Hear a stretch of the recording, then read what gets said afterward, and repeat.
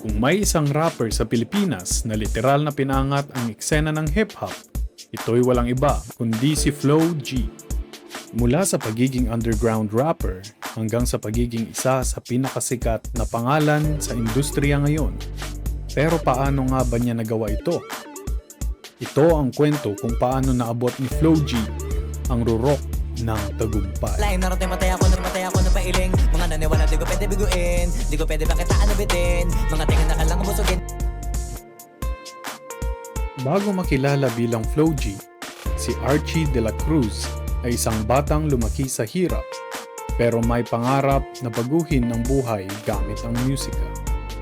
Nagsimula siya sa kalye, lumalaban sa rap battles, bumibitaw ng matatalas na linya. Pero alam niyang para makarating sa taas, kailangan niyang lumampas sa underground scene.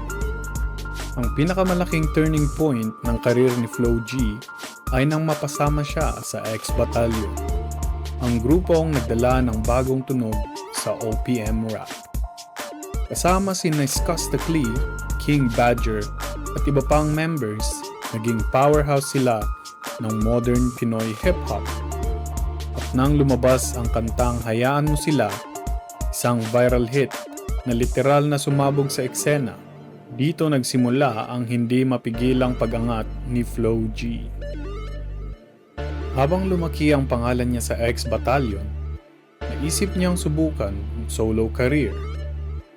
At dito na niya napatunayan na hindi lang siya basta hype, siya mismo ang gumagawa ng sarili niyang pangalan.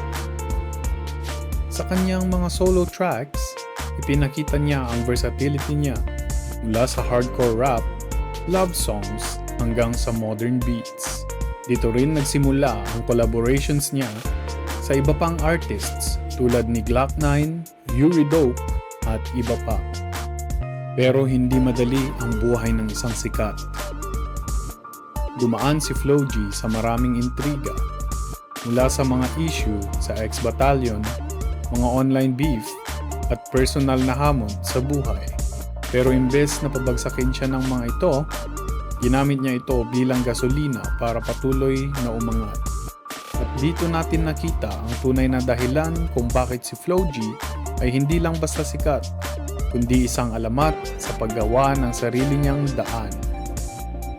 Sa ngayon, isa na siyang multi-million streaming artist na patuloy na nagbibigay ng bagong tunog sa rap scene. Pero ang tanong, hanggang saan pa kaya ang kaya niyang marating? Ito ba ang peak ng kanyang career? O may mas matindi pang darating? Isa lang ang sigurado, si Flow G ay isa sa pinaka-maimpluwensyang rapper ng kanyang henerasyon. At habang may rap game, hindi mawawala ang Matay ako kanyang na pailing. pangalan. Mga naniwala di ko pwede biguin. Di ko pwede pakitaan na bitin. Mga tingin na